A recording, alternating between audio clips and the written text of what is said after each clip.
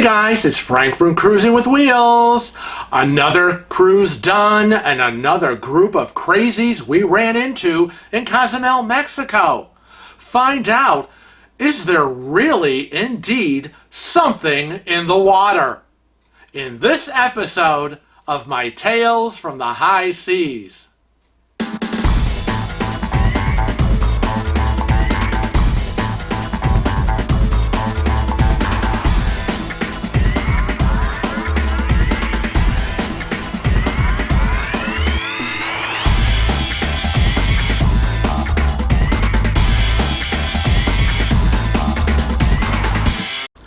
Now, the crazy day in Cozumel started, of course, in the buffet. Where else would crazy stuff start but in the buffet at breakfast? And there was a group of 8 people from one family, okay, and they were sitting at one of those big round tables.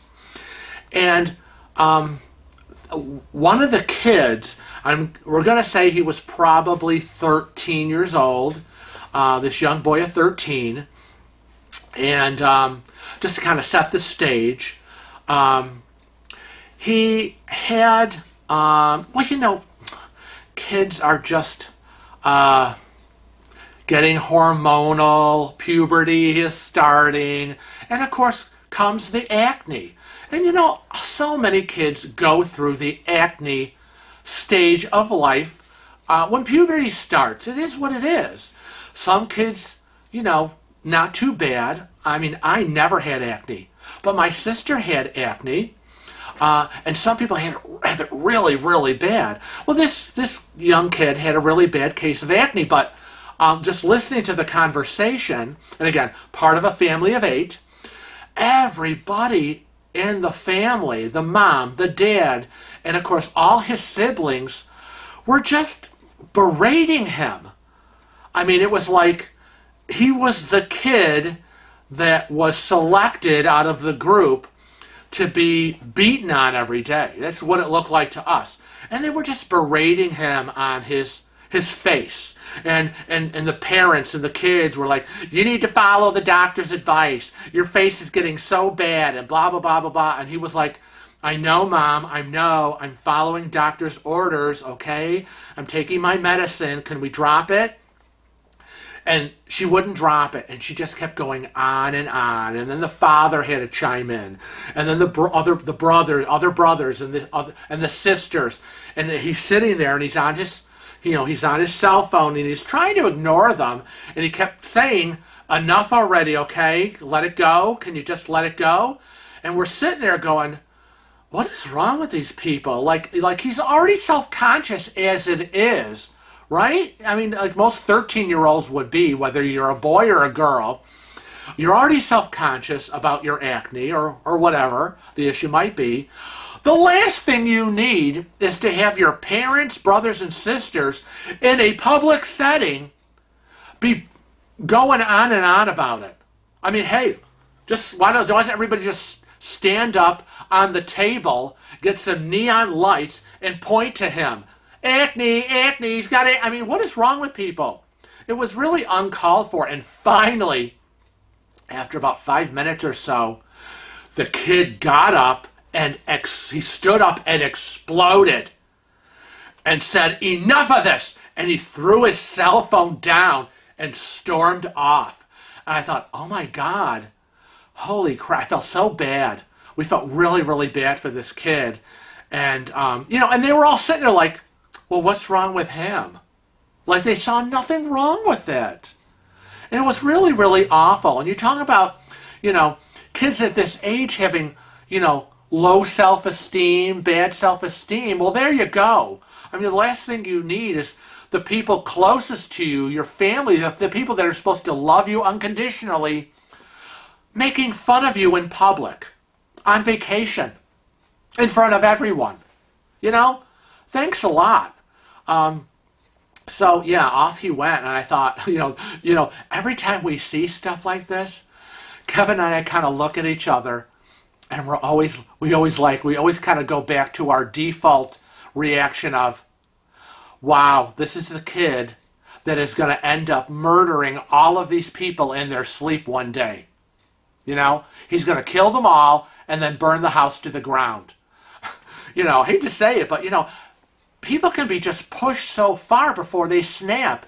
Clearly, you know, that day, this kid had had enough. So I don't know how long this was going. But again, this is kind of how the day started. Okay? And then we were done. And off the boat we got into Cozumel. So we're on our way down the port. And Kevin's pushing me.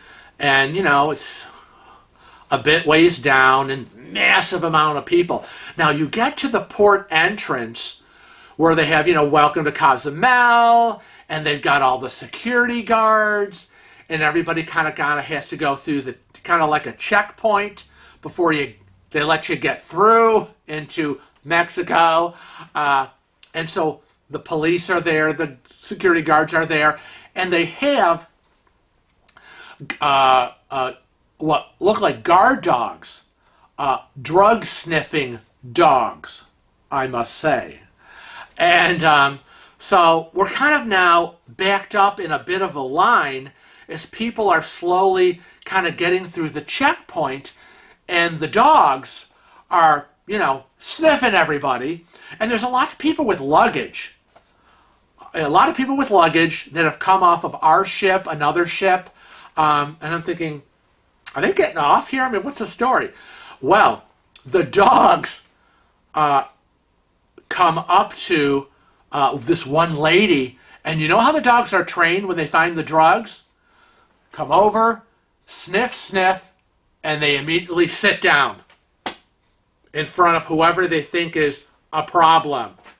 So we're looking, and the dog comes up to a lady. She's got some luggage. Sniff, sniff, and immediately sits down at attention in front of her. And we're like, oh, crap. Something's going down. And the guards come over, and they take the lady, and off they go. And we're like, oh, shit. These people ain't playing. That was our introduction to Cozumel. So we go through, you know, hi, thank you, welcome to Mexico, whatever. We get in there, and we're starting to just tool around and find out what's what and where's where. So we're in the shopping mall, okay, and it's kind of nice. I no different than any other mall where we live. I mean, you really kind of wouldn't know you were in Mexico, really. This could be any shopping mall USA. Wasn't the best high-end mall, but wasn't the worst. And so Kevin, as we were tooling around, he wanted to go into some of these leather shops. Because, you know, he's always interested in looking for kind of like leather dress sandals. And, you know, he had bought a pair of leather dress sandals way back in 2005, 2006, and they were handmade when he was in Italy, and he really loved them, but they had cracked. I tried to fix them for him, but, you know, it just wasn't working. So, you know, he's always on the lookout for those leather sandals. So I said, well, go on in, go. So we stop in front of one, you know, leather, blah, blah, blah. And I said, well, I'm going to sit out here. You know, the music is playing. There's a lot of activities. You know, I want to people watch. I've got my journal. There's some breakdancing going on over here. I mean, there's a lot of stuff happening. And so he goes in there, you know, hoping to find some sandals. And it's a place where, you know, leather sandals, you know, leather wallets, leather purses, leather fanny packs. I mean, it's the leather store. And so I'm waiting, and I'm enjoying the ambiance of all the activities, and, you know, and all of a sudden, about, you know, 5-10 minutes later, he comes out, and again, I can see he's clearly agitated. Clearly, and I'm like, did you find anything? And he's like, no. What a bunch of a-holes. And I'm like, oh, God, what happened now? And And now, when Kevin shops for sandals, he doesn't go in there with the, I need to find a pair of men's sandals. Okay, because you can find any sandals. Men's sandals, women's sandals. It really doesn't matter. A lot of the time, the style is very unisex. And he knows that his men's size, he knows the equivalent of what he would take in a woman's size. So, he's all over it. And he's like, well, I really like these. I know this is a woman's sandal, but it doesn't look like a woman's sandal. And I know my size, my women's size. So he was looking. So one of the shop clerks apparently comes over. Can I help you? And the first thing out of her mouth is, those are women's sandals. And so, Kevin is like, yes, I know. And he says, do you have this lady's sandal in a size, whatever? And her answer is, you can't buy those. Those are women's sandals. And so he looks at her and he's like, I'm sorry, what? And I'm thinking, as he's telling me the story, well, hold on, 40 years in retail, and I'm thinking to myself, okay, first of all, what if he's buying them for his wife or his daughter or his mother? Why would you go up to a man who says, do you have this in a size whatever? And your answer is, you can't buy those. Those are women's sandals. I don't understand that response. And then she says to him, I have some men's wallets over here that I think you'll like. And he says, I don't want a men's wallet. I don't need a wallet. I'm looking, do you have this in the size? You can't buy those, sir. Those are women's sandals. And she just kept saying that. And he was getting really irritated with her. And so he's telling me this story. And finally, he was so exasperated. He was like, forget it. Forget it. I guess I'm not going to be spending my money here.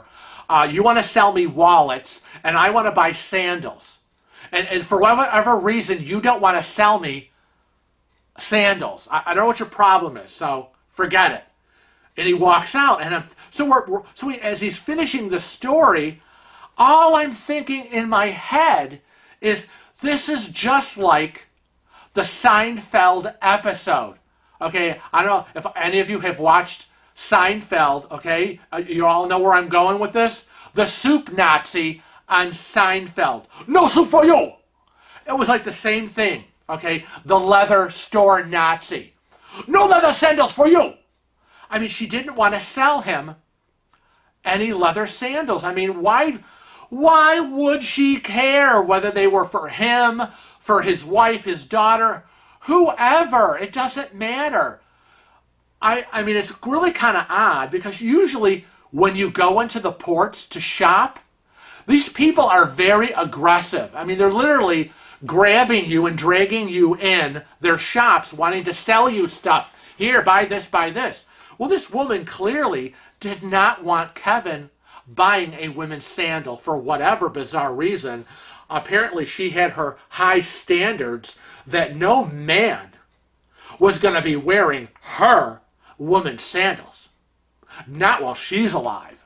I mean, it was kind of crazy. So he was clearly irritated, because he really wanted to find some dressy sandals. And so, of course, I had to hear about that for the rest of the day. But, going through the rest of the mall, the rest of the crazy people we ran into, like this screaming guy.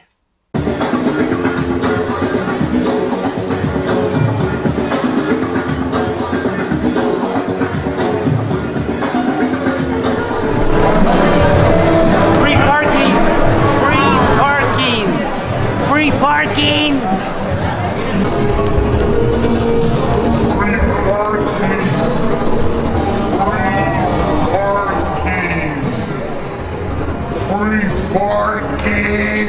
And we ran into this guy multiple times, and every time we would circle around, I would say to Kevin, don't go this way. He's still sitting at the table screaming about free parking.